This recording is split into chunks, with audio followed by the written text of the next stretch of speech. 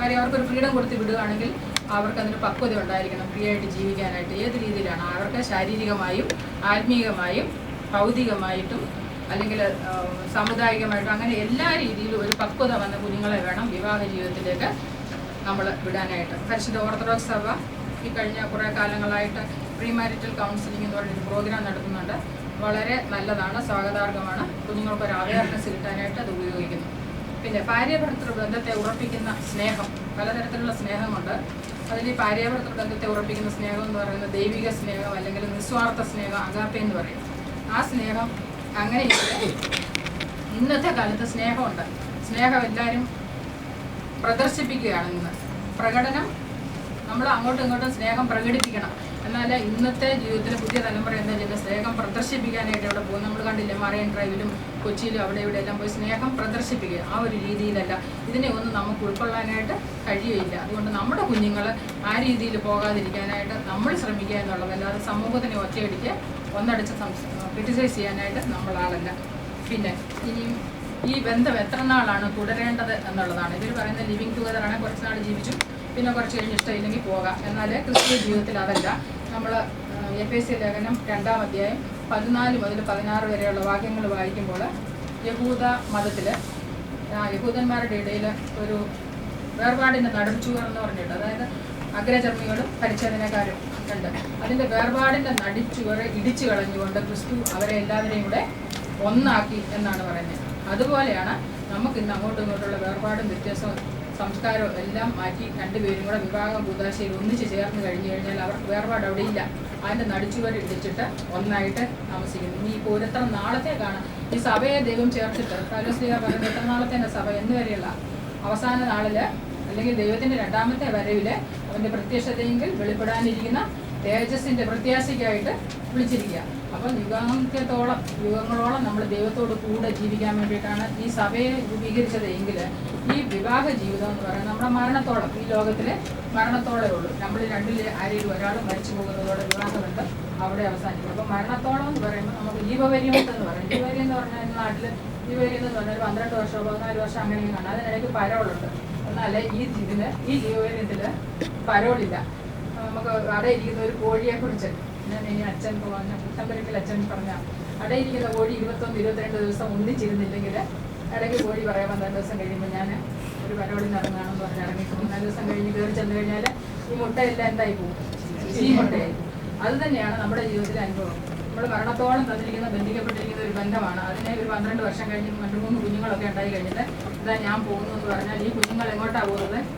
അവര് പോകുന്ന കാമുകൻ്റെ കൂടെ പോകുന്ന കാമുകിക്കോ അല്ലെങ്കിൽ കാമുകിയുടെ കൂടെ പോകുന്ന ഭർത്താവിന് ഒന്നും ഒരു പ്രശ്നമില്ല. അവരവരുടെ ലൈഫ് എൻജോയ് ചെയ്യും. പക്ഷേ ഈ കുഞ്ഞുങ്ങൾ അനാഥത്വത്തിലേക്കാണ് നമ്മൾ മക്കളെ തള്ളിവിടുന്നത്. അനാഥരായിട്ട് വളരുന്ന മക്കൾ അല്ലെങ്കിൽ അപ്പൻ്റെയും അമ്മയുടെയും സംരക്ഷണം കിട്ടാതെ വളരുന്ന മക്കളാണ് ഇന്ന് സാമൂഹ്യ ദ്രോഹികളായിട്ട് മാറുന്നത്. അപ്പം നമ്മൾ സമൂഹത്തെ ദ്രോഹിക്കുകയാണ് ഇതിലൂടെ എന്ന് നമുക്ക് മനസ്സിലാക്കാൻ കഴിയും.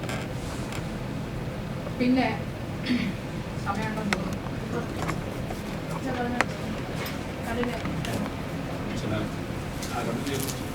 രണ്ടുപേരും ഒരു ബിസി ഷെഡ്യൂളാണെങ്കിലും ബഹുമാനപ്പെട്ട ഷാജീഷ് നമ്മളോടുണ്ട്. അച്ഛനെ കൃത്യമായിട്ട് ഒന്ന് സംബന്ധിച്ചത് അഭിനന്ദിക്കുന്നു. അച്ഛനെ ഒരു മിനിറ്റ് ഒന്ന് പരിചയപ്പെടുത്താനായിട്ട് ഞാൻ ക്ഷണിക്കുകയാണ്.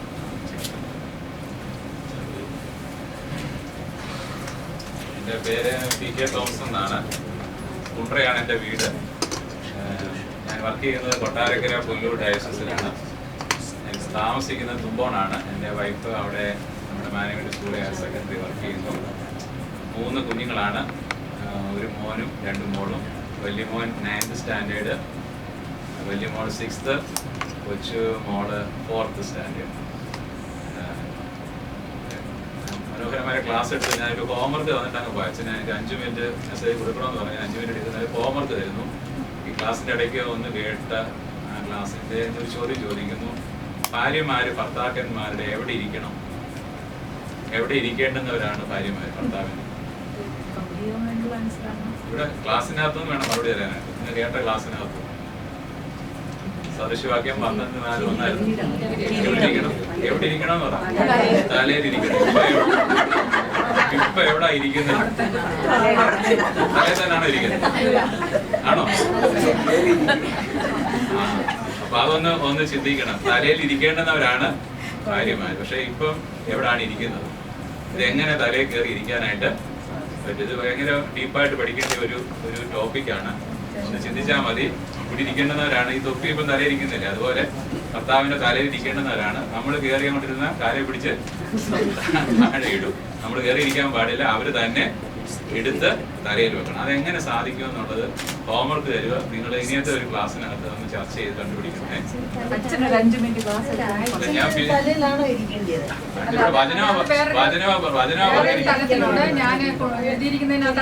വചനത്തിനകത്ത് പറഞ്ഞിരിക്കും കിരീടമായെങ്കിൽ തലയിരിക്കാൻ പറ്റും. അല്ല നമ്മൾ കയറി ഇരിക്കുക എന്നുള്ളതല്ല മീനിങ്.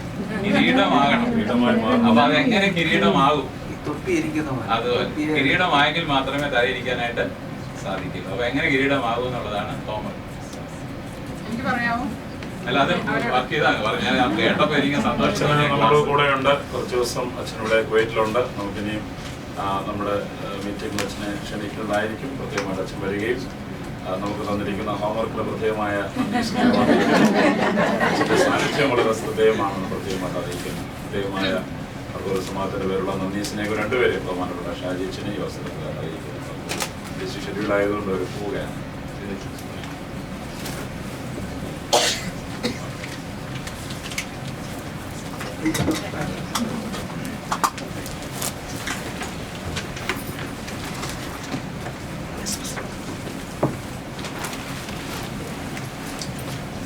ഇടയ്ക്കുള്ള പരവും പോക്കും ഒക്കെ ഉണ്ടാകുന്ന എനിക്കൊരു ആശ്വാസമായി. കാര്യം എനിക്കൊരു പരവുള്ള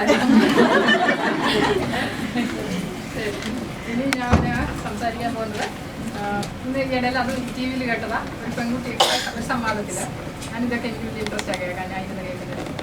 അപ്പം ആ പെൺകുട്ടി ലിവിങ് ടുഗദറിനെ കുറിച്ച് സംസാരിക്കുമ്പോൾ അവർ പറയുന്നത് ഹോസ്റ്റലിൽ താമസിച്ചാൽ ഞങ്ങൾക്ക് ഫ്രീഡം ഇല്ല, അല്ലെങ്കിൽ ഹോസ്റ്റലിൽ അങ്ങനെയാണ് ഇങ്ങനെയാണ്. അതുകൊണ്ട് ഞാൻ ചുരുക്കത്തിൽ പറയാം, ഞാനൊരു 4 ആൺകുട്ടികളുടെ കൂടെ വെളിയിൽ വീടെടുത്ത് താമസിക്കുക, എനിക്ക് യാതൊരു പ്രശ്നവുമില്ല, ഞാൻ കംഫർട്ടബിളാണ്. പുള്ളിക്കാരി പറഞ്ഞതാണ്. അപ്പം ഞാൻ ചിന്തിച്ചേ ടി വിയിൽ ഈ സംവാദത്തിനിടയ്ക്ക് അവൾ എഴുന്നേറ്റെന്ന് പറയാം. അവളുടെ ആ വസ്ത്രധാരണം, ആ ബോഡി, ആ ഫിഗറൊക്കെ ഇത് കണ്ടു കഴിഞ്ഞാൽ നമുക്കറിയാം ആള് എങ്ങനെയാണ്. പക്ഷെ ഇങ്ങനെ ഒരു ശബ്ദം ഞാൻ കേട്ടപ്പോൾ 4 പേരുടെ കൂടെ താമസിക്കാൻ ഞാൻ കംഫർട്ടബിളാണ്. അപ്പം ഞാൻ ചിന്തിച്ചു ഇവളെന്ത് കംഫർട്ടബിളായിരിക്കും. പക്ഷെ അല്ല, അവൾ ആഗ്രഹിക്കുന്ന കംഫർട്ട്നെസ് അവൾക്ക് അവിടെ നിന്ന് കിട്ടുന്നുണ്ട്. നമുക്ക് അത് അംഗീകരിക്കാൻ പാടില്ല. നമുക്ക് അംഗീകരിക്കാൻ പറ്റും. അംഗീകരിക്കാൻ പറ്റാത്തവർ പോകണ്ട, അംഗീകരിക്കുന്നവർ പോകട്ടെ. ഇതാണ് അവരുടെ ഇന്നത്തെ ചിന്തകൾ. അതുപോലെ നമ്മളൊക്കെ പലപ്പോഴും പറയും എൻ്റെ മനസാക്ഷി എന്നെ കുറ്റപ്പെടുത്തുന്നില്ല, അതുകൊണ്ട് ഞാൻ കുറ്റക്കാരനല്ല. ഇനിയിപ്പം മനസാക്ഷി എല്ലാവരുടെയും മനസാക്ഷി ഒരുപോലെ ആയിരുന്നെങ്കിൽ ഈ ലോകത്ത് വലിയ കളങ്കങ്ങളൊന്നും കാണത്തില്ലായിരുന്നു. പലർക്കും പല രീതിയിലുള്ള മനസാക്ഷിയായി. അങ്ങനെ തെറ്റായ മനസാക്ഷി വെച്ചുകൊണ്ടിരുന്നിട്ട് തെറ്റ് ചെയ്ത് വെച്ച് നമ്മെ തന്നെ ന്യായീകരിക്കാൻ പോയാൽ അതും സാധ്യത, അത് നമുക്ക് അംഗീകരിക്കാൻ പറ്റത്തില്ല. പിന്നെ അടുത്തതായിട്ട് UK നേരത്തെ പ്രസംഗത്തിൽ ലേഖനങ്ങളിലൊക്കെ എഴുതിയിട്ടുണ്ട്. UK പ്രൊട്ടസ്റ്റന്റ് സഭയിൽ അച്ഛന്മാരും തിരുമേനിമാരും അങ്ങനെയൊക്കെ ആയിട്ട് സ്ത്രീകൾ വൈദികർ. അപ്പോൾ അതിൽ ഈ കഴിഞ്ഞിടെ ഞാൻ കേട്ടത് വായിച്ചതാണ്. UK പ്രൊട്ടസ്റ്റന്റ് സഭയിൽ വനിതാ അച്ഛന്മാർ, വനിതാ വൈദികർ അവരുടെ ബിഷപ്പിനൊരു ഇത് കൊടുത്തേക്കാം, എന്താ പറയുക, നിവേദനം കൊടുത്തിരിക്കുക. എന്താണെന്ന് ചോദിച്ചാൽ ദൈവത്തെ എന്തുകൊണ്ട് പിതാവെന്ന് വിളിക്കുന്നു, അമ്മയെന്ന് വിളിച്ചാൽ പോരെ? അല്ലെങ്കിൽ അവനെന്ന് സംബോധന ചെയ്യുന്നിടത്ത് അവളെന്ന് പറഞ്ഞുകൂടെ എന്നുള്ള അതിന് ആ ഒരു നിവേദനം പോയിരിക്കുക. അതിൻ്റെ എന്താണെന്ന് അറിയത്തില്ല. അപ്പം ഇവരെന്താണ് ഇതിനെക്കുറിച്ച് ചിന്തിക്കുന്നത്? അപ്പം പേടിച്ചു പോയി ആദ്യം കേട്ടപ്പോൾ.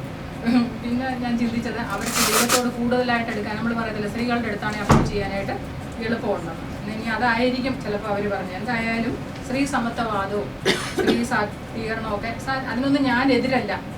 അത് ഏതൊക്കെ തലത്തിലാണ് സമൂഹത്തിൽ നിന്ന് അറിയത്തില്ല ഏത് തലത്തിലാണ്, ഏത് കാര്യത്തിലാണ് സ്ത്രീക്കും പുരുഷനും കൂടെ സമത്വം വേണ്ടത്, ഏതിലൊക്കെ നമ്മൾ ബാധിക്കേണ്ടത്, എങ്ങനെയാണ് നമ്മൾ നിന്ന് അച്ഛൻ പറഞ്ഞതുപോലെ കിരീടമായ ഒരു തറയിൽ നമ്മളെ ചവിട്ടി തൂക്കാം ഇപ്പോൾ സ്ത്രീകളെ. മനസ്സിലായോ? അത് നമ്മുടെ കയ്യിലെ തെറ്റുകളാണ്. നമ്മളതിനെ അംഗീകരിച്ച് നമ്മൾ ആർജിച്ചെടുക്കണം. നമുക്ക് തന്ന സകല സ്വാതന്ത്ര്യങ്ങളും സഭയായിട്ടും സമൂഹത്തിന് സ്ത്രീക്ക് തന്നിട്ടുണ്ട്. പക്ഷേ കയ്യിലിരിക്കുന്ന പൊൻപാത്രം കാണാനായിട്ട് നമുക്ക് കഴിയുന്നില്ല. അതാണ് തെറ്റ്. അതുകൊണ്ട് ഈ സ്ത്രീ സമത്വത്തിൻ്റെ അവരൊക്കെ ഉള്ള ഒരു ആവേശത്തിലായിരിക്കും പുള്ളിക്കാരിക്ക്, അവർക്ക് ഈ വൈദികർക്ക് വേഗത്തിൽ നിന്ന് ദൈവത്തെ കാണാനായിട്ടുള്ള ഒരു ഇതാണെന്ന് ഞാനങ്ങ് വിചാരിക്കുക. എന്നാൽ സ്ത്രീയും പുരുഷനും നമ്മുടെ ഇവിടെ ഒരു ബുക്ക് ഇരിപ്പുണ്ട്, ഞാൻ ഇവിടെ വരുമ്പോൾ കാണുന്നതായി തിയോളജി ഓഫ് ക്ലാസ്ലെസ് സൊസൈറ്റി, പശ്ചാത്തല തിരുമേനിയുടെ ഒരു ബുക്കാണ്. ഞങ്ങൾ നേരത്തെ വായിച്ചിട്ടുണ്ട്. അപ്പോൾ അത് വർഗരഹിത സമൂഹം എന്നാണ് അതിന് മലയാളത്തിൽ. ആ ബുക്കിനകത്ത് പറയുന്നത് സ്ത്രീയും പുരുഷനും തുല്യരല്ല എന്ന് സമർത്ഥിക്കുന്നുണ്ട്. എന്നാൽ അവർ തുല്യരാണ്. തിരുമേനി പറഞ്ഞിരിക്കുന്നത് മുമ്പ് നമ്മൾ പറഞ്ഞതുപോലെ ദൈവത്തിൻ്റെ സ്വരൂപത്തിലും സാദൃശ്യത്തിലും സൃഷ്ടിച്ച 2 വ്യക്തികൾ എന്ന രീതിയിൽ അവർ തുല്യരാണ്. എന്നാൽ സ്ത്രീയുടെയും പുരുഷൻ്റെയും കർത്തവ്യങ്ങൾ രണ്ടും രണ്ടാണ്. അത് മനസ്സിലാക്കാനായിട്ട് ഇന്നത്തെ തലമുറയ്ക്ക് കഴിയുന്നില്ല. അതുകൊണ്ടാണ് ഈ സമത്വവാദം. ഓരോ തലങ്ങളുണ്ടാവും. ചില തലങ്ങളിൽ ഞാനും ആഗ്രഹിക്കുന്നുണ്ട് എനിക്ക് സമത്വം വേണമെന്ന്. അതിനെ മനസ്സിലാക്കുവാനായിട്ടുള്ള ഒരു അവയർനെസ് നമ്മുടെ ജനങ്ങൾക്ക് കിട്ടിയേ തീരൂ. അതിന് വേണ്ടിയിട്ട് നമ്മൾ മുൻകൈ എടുക്കണം. ഈ വ്യക്തി പിന്നെ ഞാൻ ഇവരെക്കുറിച്ച് ചിന്തിച്ചു കഴിഞ്ഞപ്പോൾ ഞാൻ ഓർത്തു, ഇപ്പം അച്ഛൻ പറഞ്ഞു സ്ത്രീക്ക് കിരീടമാകാം ഭർത്താവിൻ്റെ, അല്ലെങ്കിൽ പുരുഷന് കിരീടമാകാം. എങ്ങനെയാണെന്ന് വെച്ചാൽ അവർക്ക് ദൈവത്തെ കാണണമെന്നുള്ള ആശയാണെങ്കിൽ ദൈവത്തെ എങ്ങനെയുള്ളവർക്ക് കാണാമെന്നാണ് നമ്മൾ പഠിച്ചിരിക്കുന്നത്. വിശുദ്ധ ജീവിതം നയിക്കുന്നവർക്ക് ദൈവത്തെ കാണാം. വിശുദ്ധ ജീവിതം നയിച്ച എത്രയോ സ്ത്രീകൾ എത്രയോ പുരുഷന്മാരെക്കാൾ വലിയവരായി ഉയർന്നിട്ടുണ്ട് അല്ലേ? മദർ തെരേസ ആയാലും അൽഫോൺസ്. അതുപോലെയൊന്നും നമുക്ക് ജീവിക്കാൻ പറ്റത്തില്ല. എങ്കിലും നമ്മളുടെ ഭർത്താക്കന്മാർക്ക് നമ്മൾ കിരീടമാകാൻ പറ്റും. നമ്മുടെ ജീവിത പത്രോസ്ലീഹായും പറയുന്നുണ്ട് സ്ത്രീയുടെ വിശുദ്ധ ജീവിതം അല്ലെങ്കിൽ അവളുടെ ജീവിതം അവളുടെ പ്രാർത്ഥനാ ജീവിതത്തിലൂടെ വഴിതെറ്റി പോകുന്ന പുരുഷനെ തിരിച്ചു കൊണ്ടുവരാൻ കഴിയും. അങ്ങനെ ഒന്ന് തിരിച്ചു വന്നു കഴിഞ്ഞാൽ ആ പുരുഷൻ നമുക്ക് എത്ര സ്ഥാനം തരും അല്ലേ? അതുപോലെ അവരെ കറക്റ്റ് ചെയ്തിട്ട് നമുക്ക് കിരീടമാകാനായിട്ട് കഴിയും.